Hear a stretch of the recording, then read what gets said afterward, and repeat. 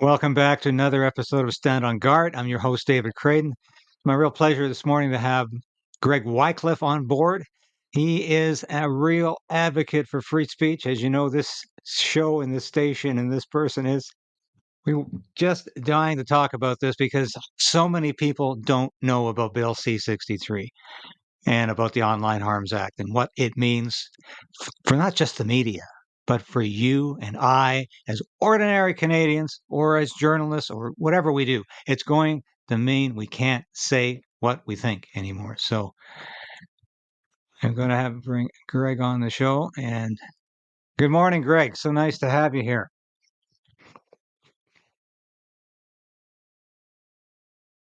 Oh, Greg, are you reading me? Okay, looks like we got you there. Am I here? Great to be here this morning, David. My internet's a Yes. little wonky this morning for some reason. I think CSIS has hacked the mainframe, but let's keep it rolling. Well, I should say, first of all, I met you, Greg, at the million-person march on, last Friday at Parliament Hill. You were one of the guest speakers. We didn't quite get the numbers we had last year, but we got some great numbers across the country. And it was not just a moment for parents and parental rights, but another moment for free speech. And I don't know if we're going to be able to do it next year. If things progress in the way they are right now, this might be an event that's banned as a hate speech event. So before I show your clip here, and I was really, really impressed by this, you're one of the few people I know on social media, on YouTube, essentially. There's a lot of wackos on YouTube, left and right, who are on there to just spew a lot of nonsense, a lot of misinformation, a lot of crap, and that's fine. There's lots of good and there's lots of bad out there. It's a cornucopia. It's a smorgasbord of opinion. But it's nice to see people like yourself actually dealing with real issues. And just, yes, Justin Trudeau's a bad guy, but day after day after day, we're seeing Justin Trudeau cry, or Justin Trudeau's going to jail, or Justin Trudeau's retiring. It gets a bit much. But we need to deal with real issues like Bill C63, the Online Harms Act, and you're doing that so effectively. Were you aware of this piece of legislation when it first came up over a year ago?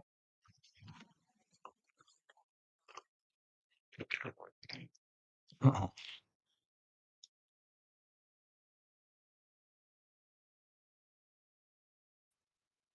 Are we back? Yeah, we Hello? keep fading in and out with you. Yes, you're I, back. I don't. I'm sorry about that. I'm here now.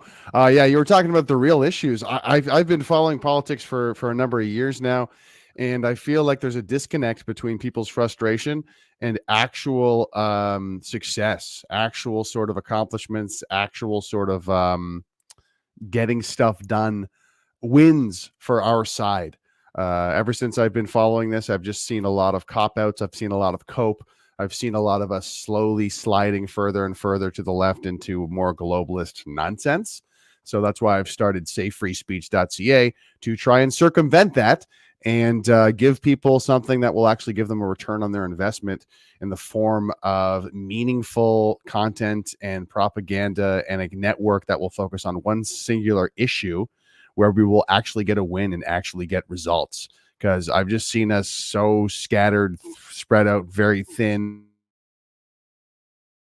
Jeez. armed. Yeah, it's an effort to actually done.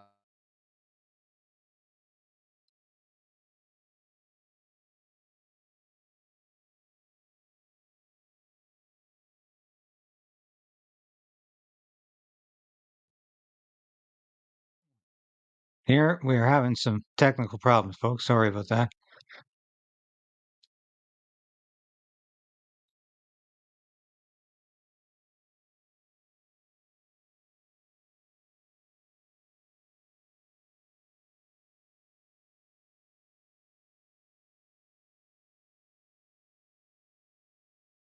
We'll well, let's play this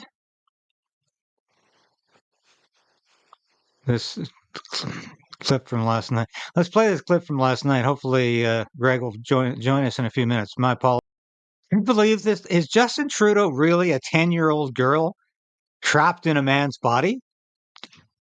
he just called Canada a land of unicorns and rainbows, but not all the time. This is really bizarre.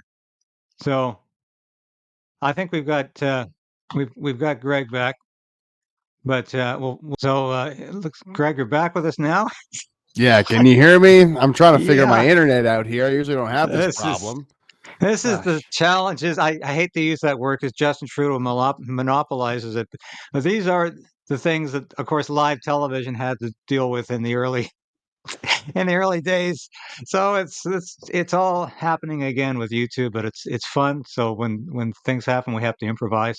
Fortunately, I did a lot of improv when I was in university, so I act around it, move around it, and just keep going. I just showed a clip, Greg, from Stephen Colbert's show last night. Well, I'm not a fan of Stephen Colbert, but of course, Justin Trudeau's. This strikes me as just bizarre beyond bizarre. Justin Trudeau is in New York City to talk to the United Nations about the plan for the future. And I think he's there auditioning for the next Secretary General's job because Antonio Guterres is a very old man now. He's been there a while as Secretary General. He's due to leave very shortly. I'm convinced Justin Trudeau is looking for a job with the United Nations. He knows it's over in Canada, and he can say, I'm here. I'm not going anywhere until he's blue in the face, until he's out of breath. But he is going someplace very shortly, and I think it's to his globalist destination in the UN or the WEF. And he was in New York doing his little speech to the United Nations. So what does he do last night? He goes on the Stephen Colbert show and lauds how wonderful Canadian healthcare is, even though 100,000 Canadians go to the States every year for operations they can't get in Canada, even though Canadians pay as much in taxes for our healthcare as Americans pay for as in private healthcare with their own dollars.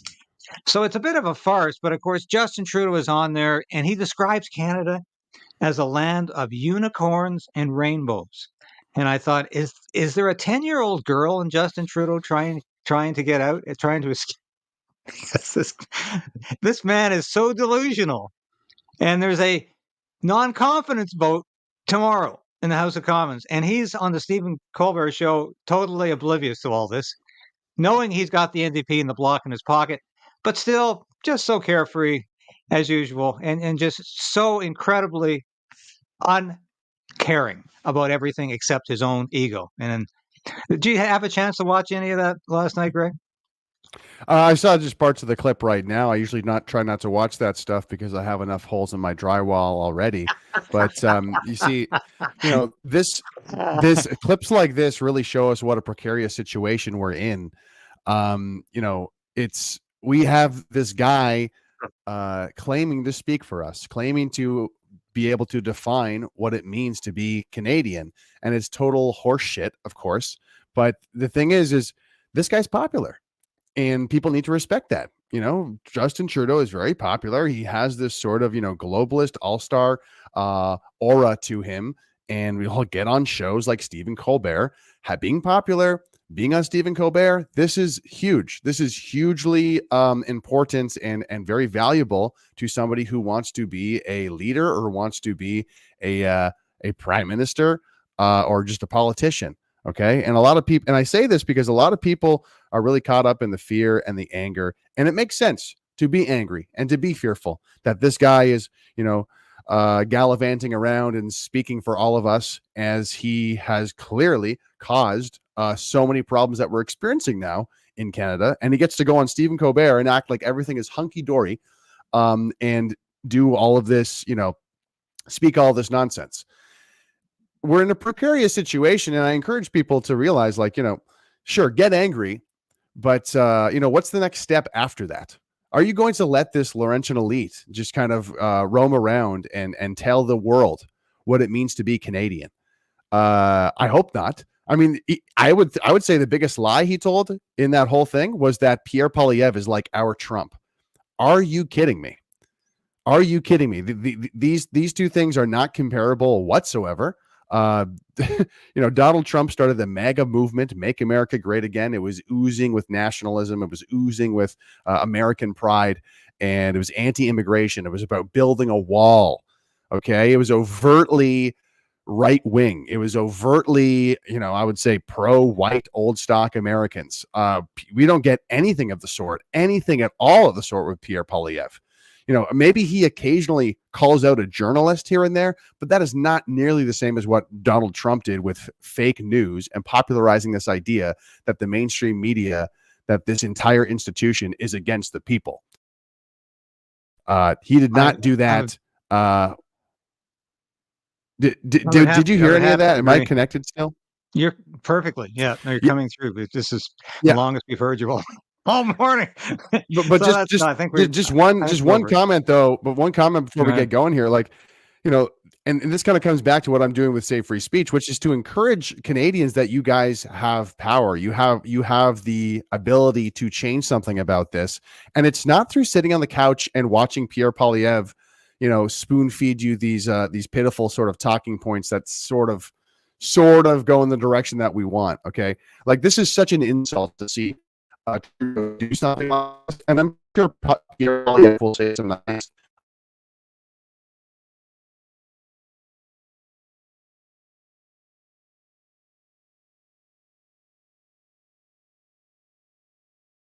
Okay, looks like we have another problem here.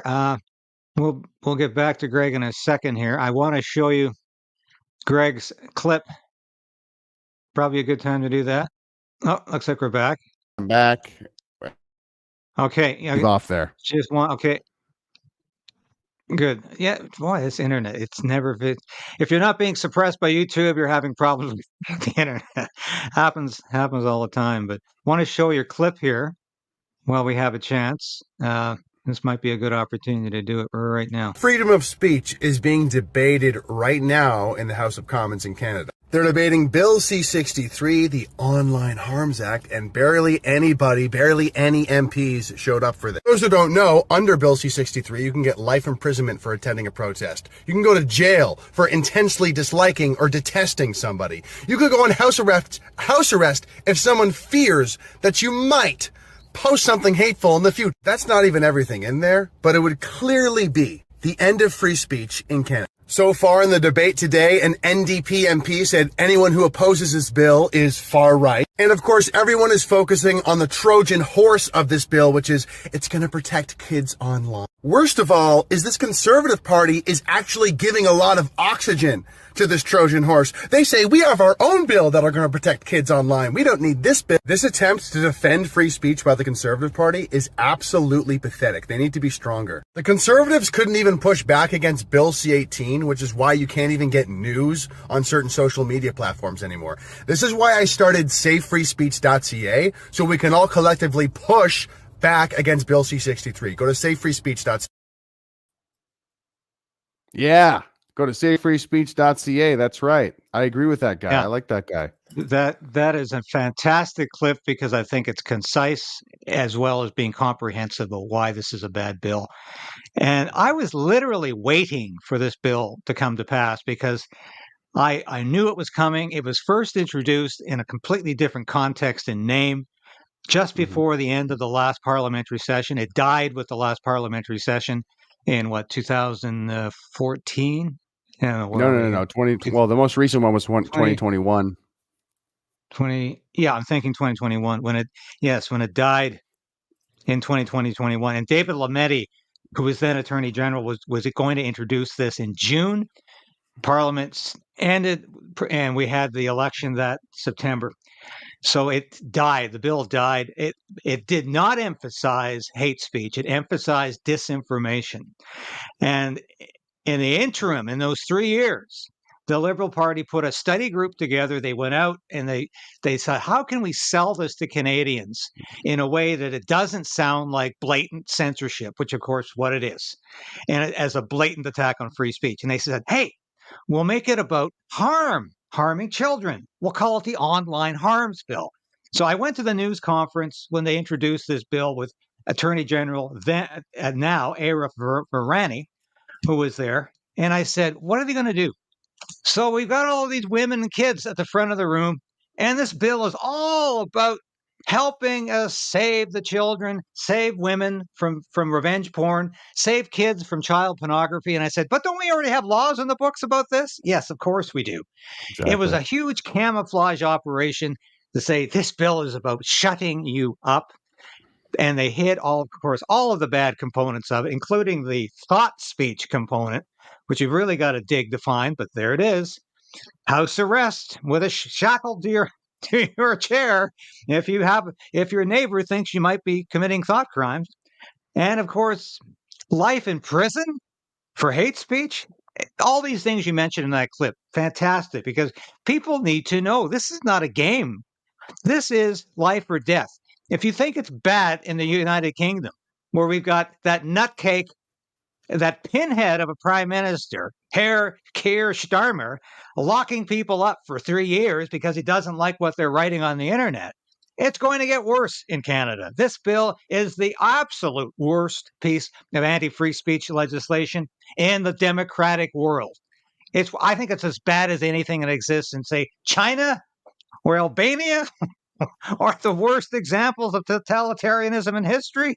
This is bad, and I'm glad you're identifying it because, and you're right. What I liked about that clip too is, why is the Conservative Party copycatting the Liberal government? Why are they having their own bill? And for God's sake, Michelle Rempel Garner is apparently heading this up. I know Michelle. I've known Michelle for years. I thought she was a great immigration critic in her day. She Mhm. has been haywire on a lot of other issues over the years. She supported the wrong leader in the last Conservative leadership campaign. So I don't know why they're doing this. Any ideas? Is this somehow the Conservative way of having it both ways? Why are they doing this? Why is the Conservatives? What are you asking specifically? Why is the Conservative Party introducing or talking about having their own Bill C63? Just won't be as bad as the Trudeau version. Why are they doing this? I mean, it's because they're a controlled opposition party. They're not a serious opposition party. If they seriously wanted to oppose Justin Trudeau and they actually wanted to vilify him, if they actually wanted to save this country, they would vilify the media. They would vilify him. After the trucker convoy, you have so many examples, egregious examples of why Justin Trudeau and his Liberal Party are a disgrace to democracy. Okay. They have so many examples to work with. It wouldn't be hyperbolic to call Justin Trudeau a tyrant, Trudeau tyrant. We even had foreign members of the European Parliament, Christine Anderson, dismissing Trudeau and saying he is a disgrace to democracy. I saw it happen at the trucker convoy. He's a disgrace to democracy. Not only did Pierre Poilievre not echo that same sentiment, he actually disavowed Christine Anderson and called her like a Nazi. This is like so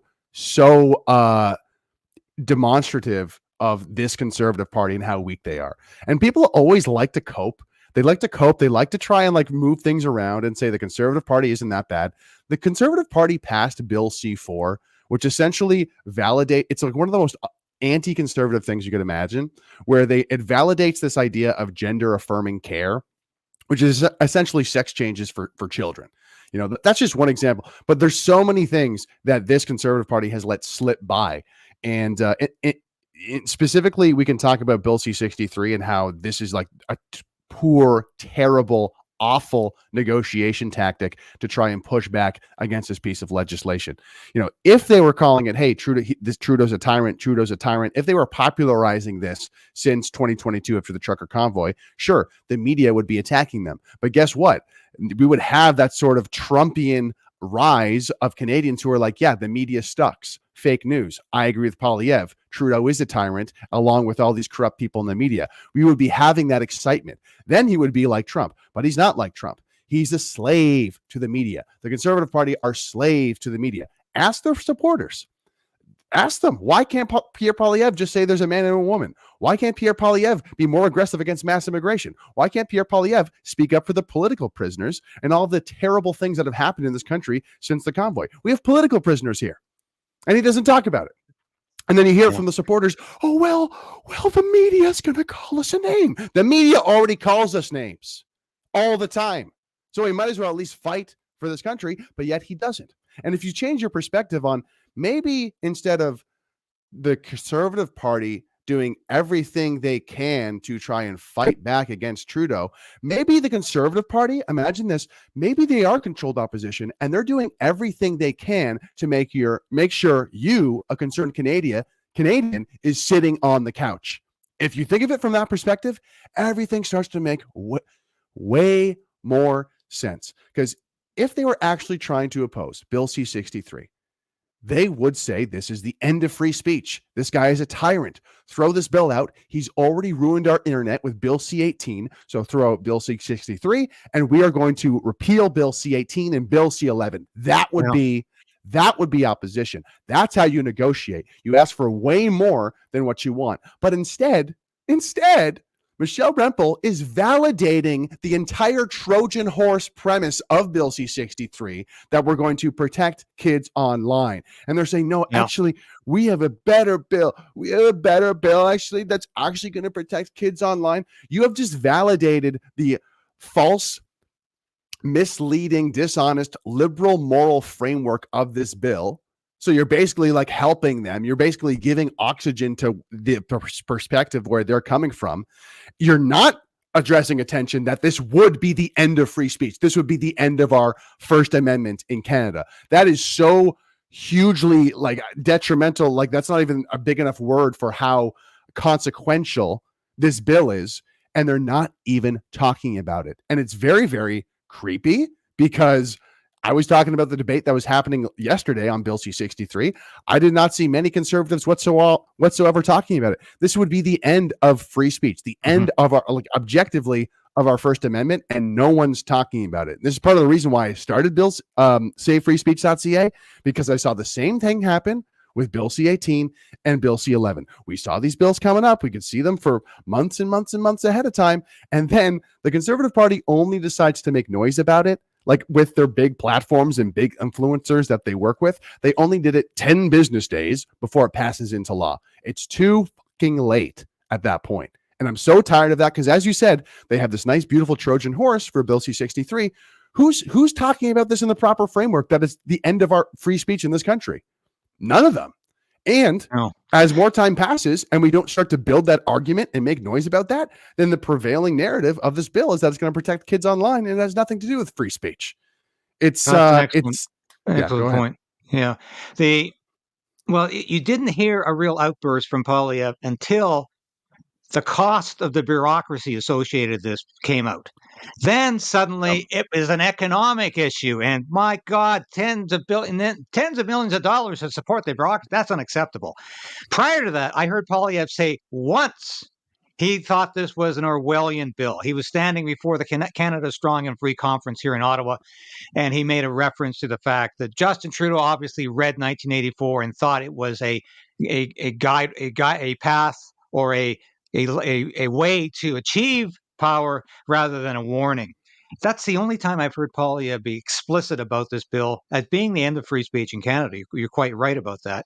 And there has been very little. In fact, it never comes up in question period. Never comes up in question period.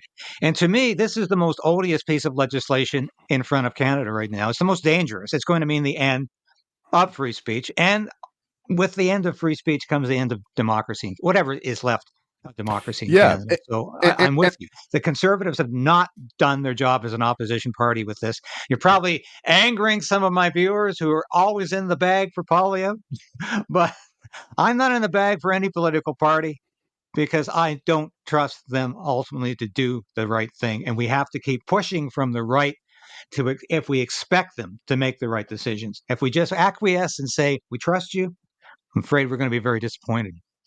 Hey, I know that things are tough in this country, and I understand that there's a lot of solace and you get a lot of peace of mind by thinking Pierre Poilievre is going to save you. But you need to just imagine that he actually might be the worst thing ever for this country. There is a sort of like cult of personality building around this guy, and that can be something that can really blind people to supporting a total a-hole. I mean, for example, right now we have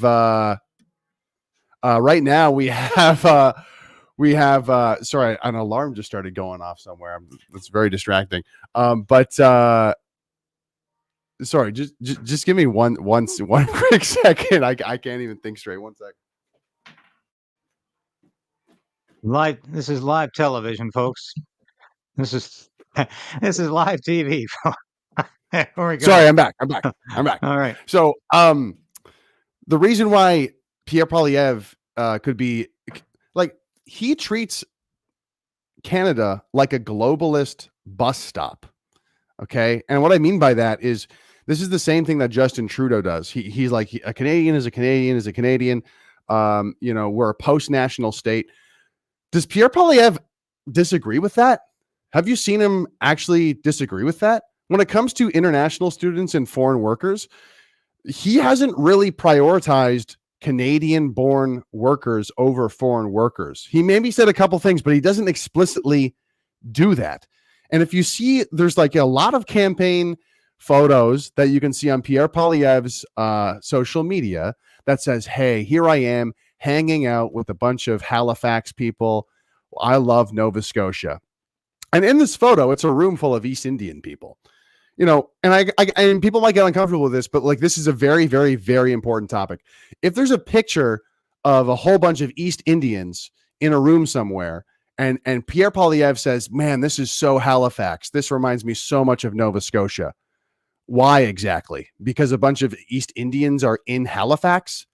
That's like taking the Khalistani extremists that do these demonstrations. That's like taking a video clip of the Khalistani extremists asking for their own nation state within Canada, doing that in Alberta. They're doing a demonstration in downtown Calgary. And then Pierre Poilievre saying, wow, this is so Calgary. This is such an Alberta moment right here. If we don't insist that Canada, the actual word, or Alberta, or these different places actually mean something with a distinct history, then we're in big, big trouble, folks. If we don't insist that these words mean something, then they're just going to start meaning these like meaningless words and labels to containers like a bus stop. And that's all they're going to be. And quite frankly, that's how they're being treated right now by the globalist elite, by these cynical politicians who profit off of this mass migration scheme. And he is nothing like Trump.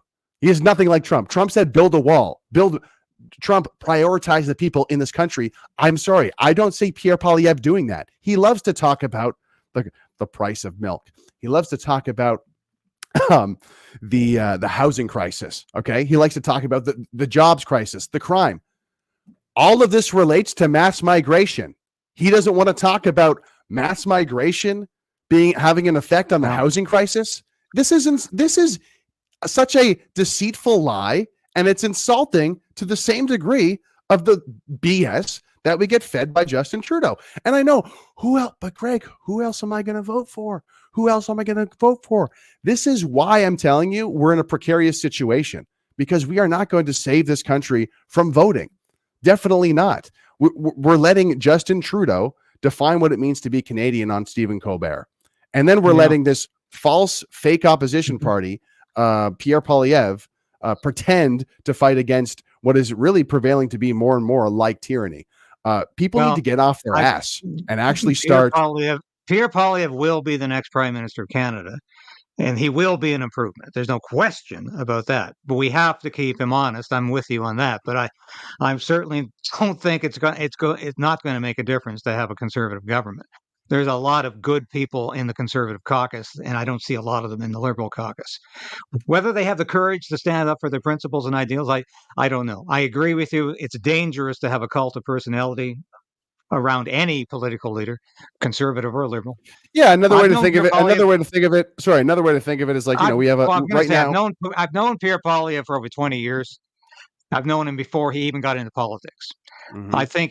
I think what is his current incarnation is relatively sincere. I'll put it that way.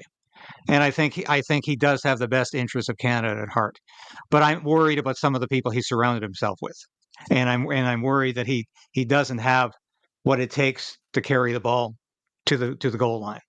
But I think he needs the encouragement of good Canadians, the encouragement of small L libertarians, and the encouragement of small C conservatives. And I'm not going to denigrate the man before he's even had a chance to take the power that will be given him in the next election. But we will see. I agree we have to keep pushing from the right. I just want to show this clip before we leave here. This is what's happening at the Defense Committee right now in terms of shutting down free speech.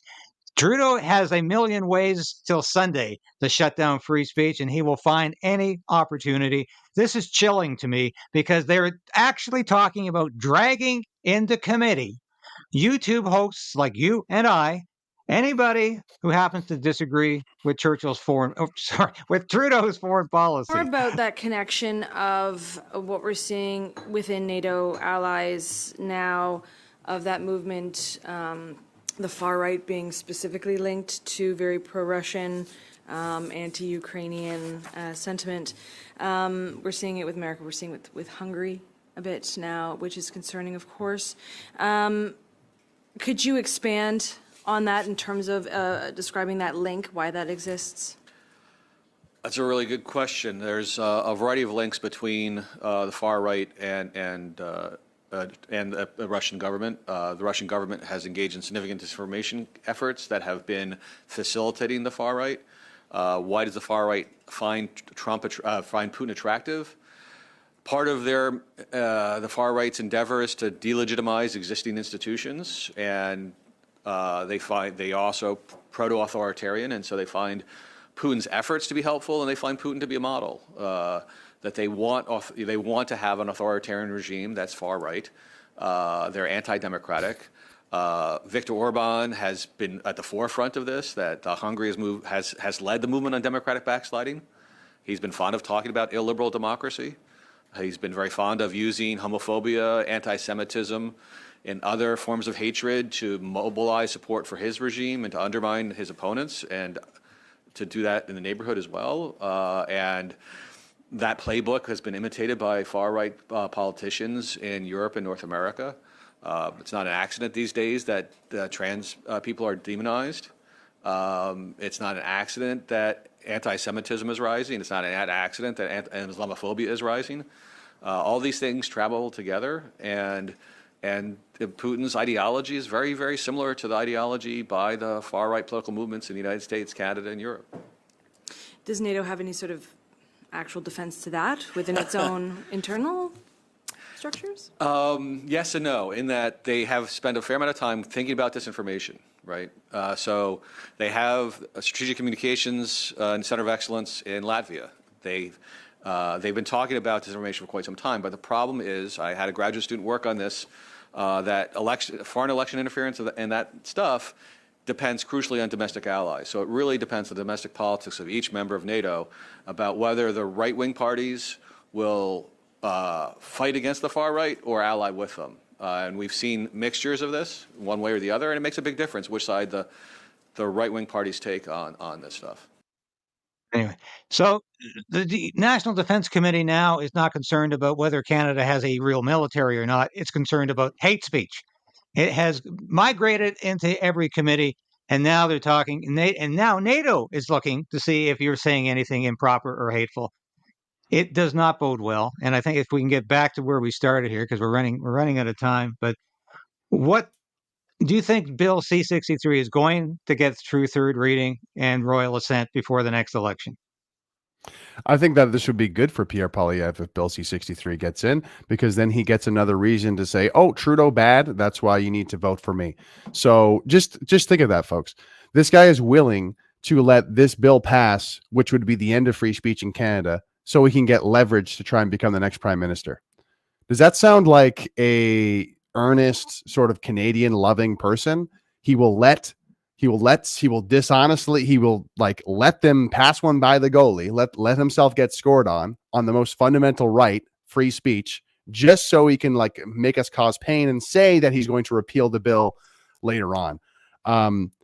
That clip shows just how badly we're losing. And I understand that people don't want to accept how badly we're losing, but if you honestly want to solve the problem, you need to identify the problem and address and be honest with yourself of how bad it really is. They're talking about, oh, well, these people can't be warming up to the far right. Where's the far left? The far left runs this place. The far left wants to make it. The far left was interrogating Danielle Smith's colleague saying, say trans women are women. That's the same thing as saying 2 + 2 = 5. Where's this alarmism about the far left? Where's this policing of the far left? The far left is embraced everywhere across Canada in every single major institution, education, media, and politics. And that now, what are they doing? They're focused on destroying and completely gatekeeping anybody who is far right, completely out of the conversation, and slowly but surely demonizing them as less than human progressively, which is the exact same thing that happened. That was a yes. Bill C63 will pass during the current parliamentary session. Well, I mean, I'm going to make sure that it doesn't pass, but it's going to be no thanks to the Conservative Party of Canada. Rather, if I'm able to gain enough momentum with outside pressure and it becomes a sort of popular thing that's going viral of I can't believe Canada is allowing this, then the Conservative Party will pop in at the last second to push harder against it, and there'll be too much social pressure for them to actually follow through with it. But I don't think it's going to be because of the hard work of Michelle Rempel saying we're going to pass a better version of Bill C63. I think it's going to be because of the people who are going to actually stand up and make enough noise about this. I don't think it's going to be thanks to Pierre Poilievre. I don't. If the clock runs out on this parliamentary session, as I hope and pray it does, I don't want this bill to pass in any form because I don't believe it's going to be repealed. I think they'll find reasons not to repeal it. I don't trust any government to repeal any bill because as soon as it passes and becomes law, it becomes a vested interest for somebody, and it becomes very difficult to repeal. We've got to stop this bill now, and I hope the clock runs on this parliament. It's not going to run out tomorrow. We know the non-confidence vote is going to fail, but I hope there's some seriousness about keeping this up until we can defeat this government. And I'm not optimistic. Yeah, well, I mean, I'm optimistic that we can turn things around, but you just saw in that clip how biased the institutions are. And this bill would, think of it this way, this bill would give the crown prosecutors and the legal system the freedom and ability to persecute regular conservatives who get called far right. Okay. So if you're Pierre Poilievre, this is a bill that would pass that would essentially allow number of your supporters to be, charged criminally for hate speech and all sorts of things. Where is the fight to defend your base?